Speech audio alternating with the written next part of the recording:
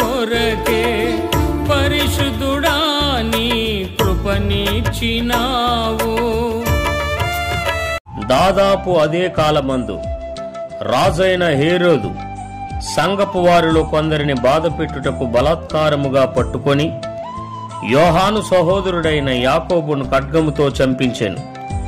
ఇది యూదులకు ఇష్టమైన కార్యమని తెలుసుకొని పేతురును కూడా పట్టుకొనెను. ఆ దినములు పులియని రొట్టెల పండుగ దినములు.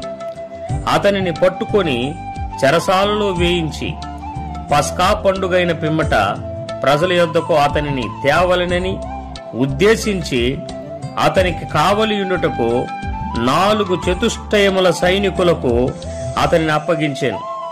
పేతురు చెరసాలలో ఉంచబడెను. సంఘమైతే అతని కొరకు అత్యాసక్తితో దేవునికి ప్రార్థన చేయుచుండెను.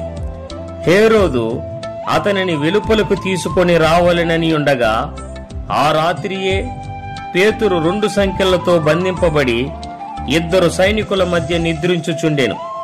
మరియు కావలివారు తలుపు ఎదుట చెరసాల కాచుకొనుచుండిరి. ఇదిగో ప్రభువు దూత అతని దగ్గర నిలిచెను. అతడుండిన గదిలో వెలుగు ప్రకాశించెను. దూత పేతురు ప్రక్కను తట్టి త్వరగా లెమ్మని చెప్పి అతని లేపగా సంకెళ్ళు అతని చేతుల నుండి ఊడిపడెను. అప్పుడు దూత అతనితో, నీవు నడుము కట్టుకొని చెప్పులు తొడుగుకొనుమనెను. అతడు అలాగు చేసిన తరువాత దూత, నీ వస్త్రము పైన వేసుకొని నా వెంబడి రమ్మని అతనితో చెప్పాను. అతడు వెలుపలికి వచ్చి దూత వెంబడి వెళ్లి దూత వలన జరిగినది నిజముగా జరిగినని గ్రహింపక తనకు దర్శనము కలిగినని తలంచెను. మొదటి కావలిని 2వ కావలిని దాటి పట్టణమునకు పోవు ఇనప గవని యొద్దకొచ్చినప్పుడు దానంతట అదే వారికి తెరుచుకొనెను. వారు బయలుదేరి ఒక వీధి దాటిన వెంటనే దూత అతనిని విడిచిపోయెను. పేతురుకు తెలివి వచ్చి ప్రభువు తన దూతను పంపి హేరోదు చేతిలో నుండి యూదులను ప్రజలు నాకు చేయ ఉద్దేశించిన వాటినన్నిటి నుండి నన్ను తప్పించి ఉన్నాడని ఇప్పుడు నాకు నిజముగా తెలియనని అనుకొనెను. ఇట్లు ఆలోచించుకొని అతడు మార్కు అను మారు పేరు గల యోహాను తల్లి అయిన మరీ ఇంటికొచ్చెను. అక్కడ అనేకులు కూడి ప్రార్థన చేయుచుండిరి.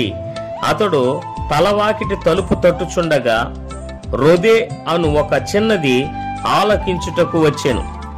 ఆమె పేతురు స్వరము గుర్తుపట్టి సంతోషము చేత తలుపు తీయక లోపలికి పరిగెత్తుకుని పోయి పేతురు తలుపు దగ్గర నిలుచున్నాడని తెలిపాను. అందుకు వారు, నీవు పిచ్చిదానివనిరి. అయితే తాను చెప్పినదే నిజమని ఆమె దృఢముగా చెప్పినప్పుడు వారు అతని దూత అనిరి. పేతురు ఇంకొను తట్టుచున్నందున వారు తలుపు తీసి అతనిని చూచి విభ్రాంతి నొందిరి. అతడు ఊరకుండుడని వారికి చేసైగ చేసి ప్రభు తన్ను చెరసాలలో నుండి ఎలాగు తీసుకుని వచ్చెనో వారికి వివరించి యాకోబునకును సహోదరులకును ఈ సంగతులు తెలియజేయుడని చెప్పి బయలుదేరి వేరొక చోటికి వెళ్ళెను. తెల్లవారుగాని పేతురు ఏమాయెనో అని సైనికులలో కలిగిన గలిబిలి ఇంతంత. హేరోదు అతని కోసరము వెదకినప్పుడు అతడు కనబడనందున కావలి వారిని విమర్శించి వారిని చంపనాజ్ఞాపించెను. అటు తరువాత హేరోదు యూదయ నుండి కైసరయకు వెళ్లి అక్కడ నివసించెను. నీ పరిచర్యను చేయుట కొరకే పరిశుద్ధుడా నీ కృపనిచ్చినావు.